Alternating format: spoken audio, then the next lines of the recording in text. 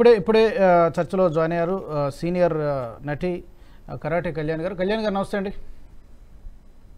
కళ్యాణ్ గారు మ్యూట్లో ఉన్నారు. నమస్కారం అండి. జై శ్రీరామ్. నమస్కారం. జై శ్రీరామ్. కళ్యాణ్ గారు, మీరు కూడా చూసే ఉంటారు న్యూస్లో, ఈ కేరళలో ఒక రిపోర్ట్, హేమ కమిటీ రిపోర్ట్ అని ఒకటి సబ్మిట్ చేశారు. ఎప్పుడో ఫామ్ చేసినటువంటి ఆ కమిటీ ఇప్పుడు ఇన్ని సంవత్సరాల తర్వాత రిపోర్ట్ సబ్మిట్ చేశారు. మనం చాలా సందర్భాల్లో ఈ ప్రస్తావన వస్తూ ఉంటుంది, ఈ కాస్టింగ్ కౌచ్ అనే విషయాన్ని మాట్లాడుకుంటూ ఉంటాం. మరోసారి అన్ఫార్చునేట్లీ ఆ విషయం తెర మీదకి వచ్చింది. పెద్ద మాఫియా అక్కడ రాజ్యం వెళ్తోంది. ఒక మేల్ డామినేటెడ్ ఇండస్ట్రీ అని తెలిసినప్పుడు కూడా పర్టికులర్గా అంత దారుణంగా ఉందని చెప్తున్నారు. ఇనీషియల్గా మీ రిమార్క్స్ ఏంటి, ఏం చెప్తారు? ముఖ్యంగా కాస్టింగ్ కౌచ్ అనేది ఇది చాలా ఎన్నో అంటే విధంగా చెప్పాలంటే అనాదిగా ఉందనే ఇండస్ట్రీలో అందరూ ఒక్కాణిస్తూ ఉంటారు. బట్ కాస్టింగ్ కౌచ్ గురయ్యే వాళ్ళందరూ కూడా వాళ్ళ స్వార్థంతో ముందుకెళ్ళిన వాళ్ళ తప్ప చాలా మంది స్ట్రాంగ్ గా ఉండే వాళ్ళకి అది గురుకారు. కన్ఫామ్ గా చెప్పగలను నేను. ఎందుకంటే నాకు టాలెంట్ ఉంది, నా క్యారెక్టర్ నేను కరెక్ట్గా సూట్ అవుతాను అన్నప్పుడు వీళ్ళు వెళ్ళి లొంగిపోవాల్సిన అవసరం లేదండి. ఆ క్యారెక్టర్ వాళ్ళనే పిక్ చేస్తారు, ఆ క్యారెక్టర్ వాళ్ళకే వరిస్తుంది. కొంతమంది వీక్ మైండ్ గా ఈ మధ్య మీరు ఈ ఇన్స్టా రీల్స్ లో, ఫేస్బుక్ రీల్స్ లో అన్నిట్లో కూడా ఇష్టం వచ్చినట్టుగా, అంటే బట్టలు కూడా సరిగ్గా వేసుకోకుండా రీల్స్ చేసి పిచ్చి వేషాలు వేస్తూ వాళ్ళ అంగాంగ సౌందర్య ప్రదర్శన చేస్తూ అందులోంచి కొంతమందిని పిక్ చేసిన వాళ్ళు కూడా ఉన్నారు. డైరెక్టర్స్ వాళ్ళందరూ కూడా, ప్రొడ్యూసర్స్. అది అలా చూడాలనే వీళ్ళు రెచ్చిపోయే వాళ్ళు కూడా ఉన్నారు. ఇప్పుడు కాస్టింగ్ కౌచ్ కన్నా కూడా ఈ అమ్మాయిలే కూడా వల వేసి వాళ్ళని ముందుగా ఇంకా రెచ్చగొట్టే విధంగా కూడా మారిపోయిందండి సమాజం. మనం అందరినీ ఒకే ఘాటి కట్టలేము. అంటే ఇటువైపు తప్పు కూడా ఉందంటారు. తప్ప లేకపోతే అవసరం లేదా గత్యంతరం లేని పరిస్థితి ఏదైనా అవ్వనివ్వండి, వాళ్ళకి క్యారెక్టర్ కావాలి అంటే ఈ మధ్య మీకు కాస్టింగ్ కాల్ ఎక్కడా లేదు, ఇన్స్టాలోంచి పిక్ చేసేస్తున్నారు. మీరు ఇన్స్టాలో రీల్స్, భయంకరమైన రీల్స్ చేస్తున్నారు. అసలు వాళ్ళ డ్రెస్సింగ్ కానీ అన్ని చూస్తే జుగుప్స కలుగుతుంది కొన్నిసార్లు. వీళ్ళు దేనికైనా తెగిచ్చేస్తున్నారు, అమ్మాయిలు అబ్బాయిలు కూడా ఇద్దరు.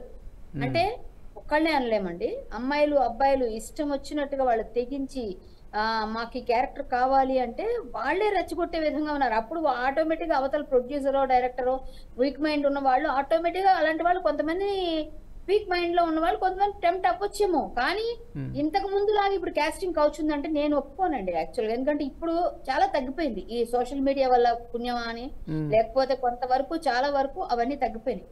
ఎక్కడ? టాలీవుడ్ లోనా?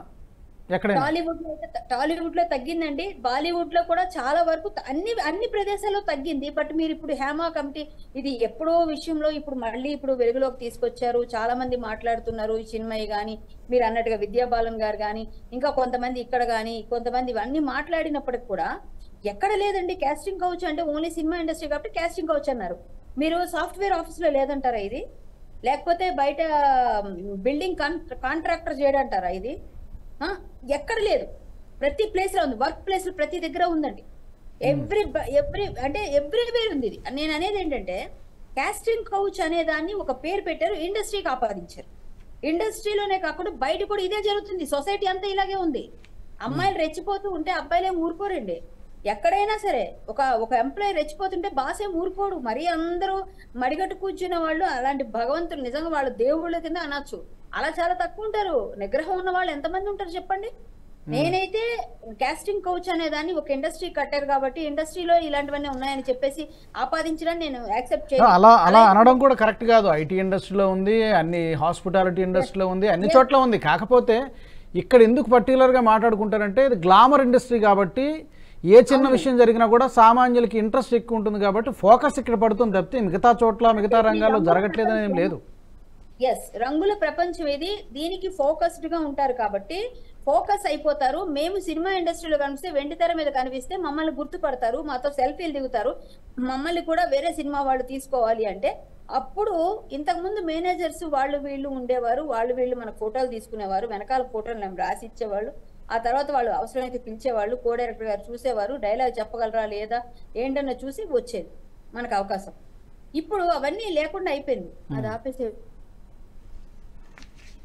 అయితే ఇప్పుడు ఆ ప్రాబ్లం ఏంటంటే కాస్టింగ్ కౌచ్ అనేది ఇండస్ట్రీనే కాకుండా ఎక్కడైనా పట్టి కుడిపేస్తోంది.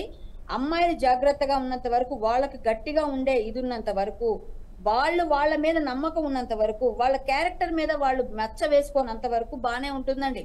ఈ రోజుల్లో ఇవన్నీ సోషలైజ్ అయిపోయి ప్రతి ఒక్కరు కూడా చాలా చాలా ఈ పబ్బులకి వెళ్ళడం, సోషల్ డ్రింకింగ్ అనడం, బయట అవి చేయడం ఇవి చేయడం, పొట్టి డ్రెస్సులు వేసుకోవడం, ఇవన్నిటితో కలిసిపోయి ఎవ్వరు అసలు వీళ్ళు పిలవక ముందే వీళ్ళే వెళ్ళిపోతారు, లేకపోతే వాళ్ళు కలిసి నచ్చినట్టు తిరుగుతున్నారు. ఇప్పుడు దానికి కాస్టింగ్ కౌచ్ అవసరం లేదు, నాకు తెలుసు అంత అవసరం లేదు. అదే ఇప్పుడు మీరు అన్నట్టుగా అటువైపు కూడా తప్పులు లేకపోతే గత్యంతరం లేని రకరకాల కారణాలు ఉంటాయి. వాళ్ళకి ఇది తప్పితే వేరే పని తెలియకనా, లేకపోతే ఎలాగైనా సరే ఆపర్చునిటీ కొట్టాలి. సార్ అందరూ చదువుకున్న అమ్మాయిలు సార్, ఇప్పుడు అందరూ ఎవరు చూడండి మినిమం డిగ్రీ లేకపోతే మినిమం సాఫ్ట్వేర్ జాబ్స్ చేస్తున్న వాళ్ళే ఉన్నారండి. సాఫ్ట్వేర్ జాబో లేకపోతే ఏదో ఒక ఆర్కిటెక్ట్స్ మొత్తం చాలా మంది ఉన్నారు, చదువుకుంటున్నారు పిల్లలు, ఇప్పుడు చదువుకొని వస్తున్నారండి. ఇప్పుడు ఏంటంటే యూట్యూబ్స్ ద్వారా వచ్చిన వాళ్ళు, లేకపోతే మన ఇప్పుడు సోషల్ మీడియా బాగా ఎక్స్ప్లోర్ చేయబడింది బాగా. ప్రతి ఒక్కరు కూడా ఏదైనా చిన్న ఒక పాట బాగా పాడితే ఒక చిన్న బయట పెట్టంగానే ఒక నలుగురు దగ్గర నుంచి అలా షేర్లు వెళ్ళిపోయి మ్యూజిక్ డైరెక్టర్స్ కాల్ చేస్తున్నారు. ఇప్పుడు సినిమా ఇండస్ట్రీలో కొంచెం మంచి ఏదైనా ఫేస్ బాగుంది, అమ్మాయి రీల్స్ లో బాగుందంటే వాళ్ళే పిలిపించి ఒక మంచి క్యారెక్టర్స్ ఇస్తున్నారు, హీరోయిన్స్ చేస్తున్నారు. సో ఇప్పుడు చాలా చాలా నిజంగా వైడ్ గా ఉంది ఇప్పుడు సోషల్ మీడియా. సో దాని వల్ల వీళ్ళకి ప్లస్ అవుతుంది. ఒకప్పుడు ఇవన్నీ బాగా ఎక్కువ ఉండే, ఇప్పుడు తగ్గిపోయాయి అంటున్నాను. ఎందుకంటే ఇప్పుడు సోషలైజ్ చేసేసి ఇప్పుడు వీళ్ళు చేసేదానికన్నా ఈ కమిటీలు ఇవన్నీ టాలీవుడ్లే కాదండి ఎక్కడైనా తగ్గింది. ఇంతకు ముందు కన్నా ఇప్పుడు చాలా చాలా అబ్యూజింగ్ అన్ని విధాలుగా తగ్గిపోయింది. సరే, అంటే ఇప్పుడు ఎవరు బయటికి ఏదైనా ఇష్యూ బయటకు వచ్చినప్పుడు మాత్రమే అది హైలైట్ అవుతూ ఉంటుంది సహజంగా.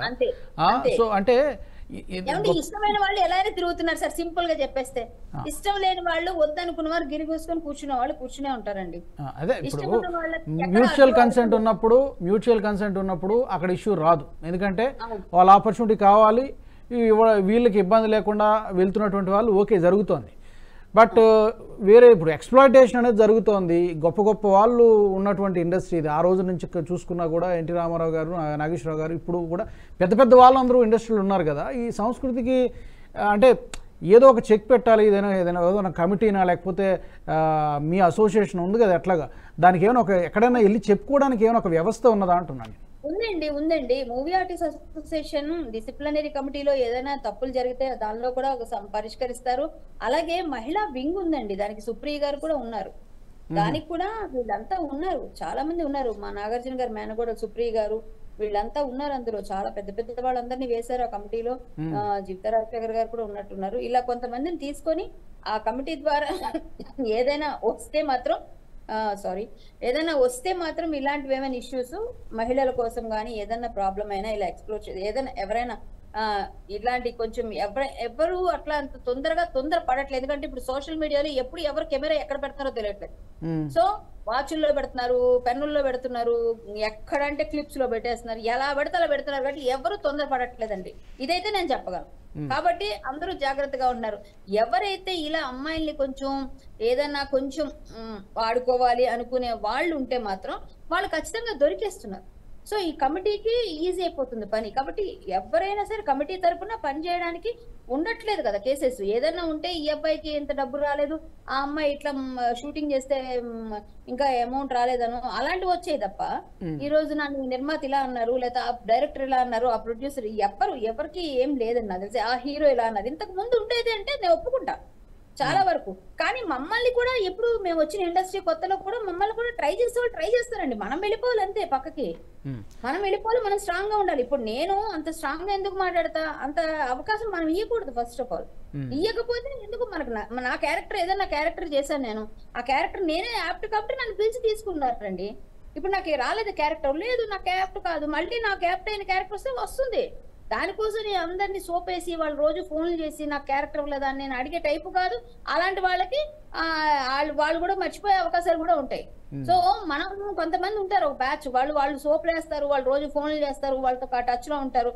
అలా ఉండే వాళ్ళకి మ్యూచువల్ కన్సెంట్ ఇద్దరికి ఉండొచ్చు మేబీ. అంటే ఒకటండి ప్రేమరాజు గారు, అంటే కళ్యాణ్ గారు చెప్తున్నదంటే మీరు చెప్పిన దానికి కొంచెం డిఫరెంట్ వెర్షన్ ఉంది. అంటే ఇప్పుడు ఒకప్పుడు ఉండేదేమో కానీ ఇప్పుడు అంతా ఏం లేదు, చాలా వరకు తగ్గిపోయింది, ఎక్కడో జరుగుతున్నాయి కానీ అంత చాలా వరకు తగ్గిపోయింది అని చెప్తున్నారు. అయితే కళ్యాణ్ గారు చెప్పింది కొంతవరకు నిజం. అయితే మేము ఇప్పుడు ఎవరైనా సరే మేము మా ఇల్లు, మా ఆఫీసు, లేదంటే మా వృత్తి చాలా చాలా బాగుంటుందండి అని చెప్పుకోవడానికి బాగుంటది, కానీ అట్లా ఎప్పుడు ఉండదు. మేమున్న ఇండస్ట్రీలో తప్పులు ఉంటాయి. అయితే దాన్ని పూర్తిగా మనం వెనకేసుకు రావటం కూడా కరెక్ట్ కాదు. మరీ అంత తగ్గలేదు అట్లని చెప్పి ఒక్కటి నేను ఏకీభవిస్తే ఏంటంటే మ్యూచువల్ కన్సెంట్ అనేది పెరిగింది. సార్ మీరు చెప్పింది నేను ఒప్పుకుంటాను. వెనకేసుకు నేను రానండి, ఎవరిని వెనకేసుకు రాను. మా ఇండస్ట్రీ అయినా మీ ఇండస్ట్రీ అయినా అందరూ ఒకటి చెప్పమంటారా, ఇండస్ట్రీలో ఎవరు వెనకేసుకు రావక్కర్లేదు. కానీ నిజంగా అలా ఉంటే ఈ పార్టీకి వాళ్ళు రోడ్డు మీదకి తీసుకొచ్చేస్తారండి. అలాంటివి లేవు కాబట్టి ఇప్పుడు ఆగినాయి. మ్యూచువల్ లేవన్నా తగ్గినాయనండి, నేను ఒప్పుకుంటాను. ఏమండి రోడ్డు మీదకి ఎప్పుడు రారండి ఇట్లాంటి విషయాలలో. రోడ్డుకి చాలా తక్కువ అండి. చాలా ఎన్నిసార్లు వచ్చారు చెప్పండి. మరి అసలు వచ్చేస్తారు అనుకోండి. అమ్మాయికి ఇష్టమైతే వెళ్తున్నప్పుడు మనం ఆపలేం కదా, మనకు చెప్పి వెళ్ళారు కదా. లేదండి మనం ఆపాలని నేను చెప్పట్లేదండి. మధ్య జరిగేదని మనం ఎలా చెప్తాం? కాస్టింగ్ కౌచ్ ఉందని ఇండస్ట్రీలో ఉందా, మీరు ఎలా చెప్తారు సార్? బయట అంటారండి లేదని అనద్దు. వాళ్ళ అనకండి, అది తప్పు. లేదని అనకండి, అది తప్పు. ఇప్పటికీ ఉంది. లేదనే మాట పశ్చాబద్ధం, లేకపోవడం కాదు.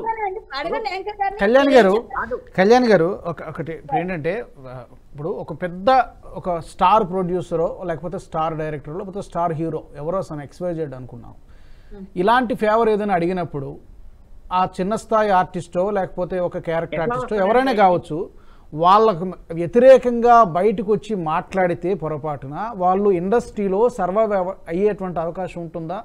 ఎందుకంటే వాళ్ళకి అసలు కెరీరే ఉండదు కదా. అంత డేర్ ఎవరు చేస్తారు? అంటే కళ్యాణ్ గారు మీరు ఏం చెప్తున్నారో జరిగితే ఎంబడే వచ్చేస్తారు కదా, ఎవరు రారండి. అట్లా మీకు తెలియదండి.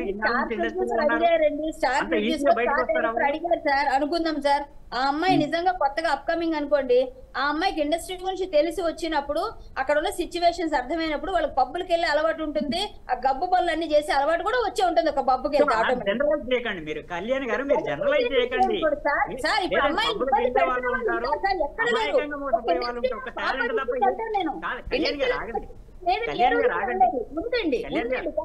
కానీ మనం స్ట్రాంగ్ గా ఉంటే ఎవరు చేయలేరండి. ఎందుకంటే నన్ను వచ్చి అడగరు, అడిగి చెప్పు కొడతాను ఒక్కొక్కరిని. మీరు ఏమనుకుంటారు? అందరు కళ్యాణ్ గారు అని అనుకోవద్దు. అట్లా అందరు కళ్యాణ్ గారు కాదండి, అమాయకంగా ఉండే వాళ్ళు ఉంటారు కదా. అందరు మీ అంత బలవుతారు, కానీ బలి అవుతున్నా కూడా ఇంతకుముందు అవేర్నెస్ పెరిగిపోయింది. ఇప్పుడు అంత లేదు. వీళ్ళకి పెరిగింది, వాళ్ళకి పెరిగింది. నేను చెప్పేది అది. అవేర్నెస్ పెరిగింది, అవకాశాలు పెరిగినాయి, ఎక్స్‌ప్లాయిటేషన్ పెరిగింది. అన్ని వాస్తవం అండి.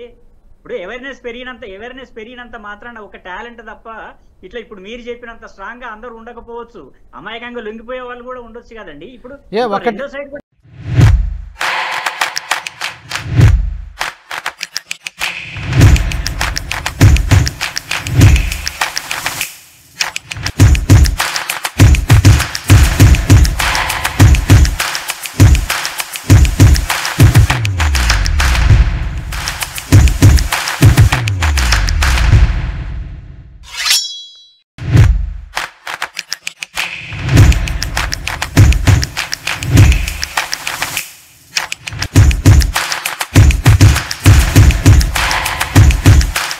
ఈ వీడియో మీకు నచ్చినట్టయితే లైక్ చేయండి, 10 మందికి షేర్ చేయండి. అలాగే కామెంట్ల రూపంలో మీ అభిప్రాయాలను మాతో పంచుకోండి. Nationalist hub group of channels ను సబ్స్క్రైబ్ చేసుకుని తెలుగునాట జాతీయవాద జర్నలిజాన్ని ప్రోత్సహించండి. ఈ వీడియో కింద ఉన్న బెల్ ఐకాన్ పై క్లిక్ చేయడం మర్చిపోవద్దు.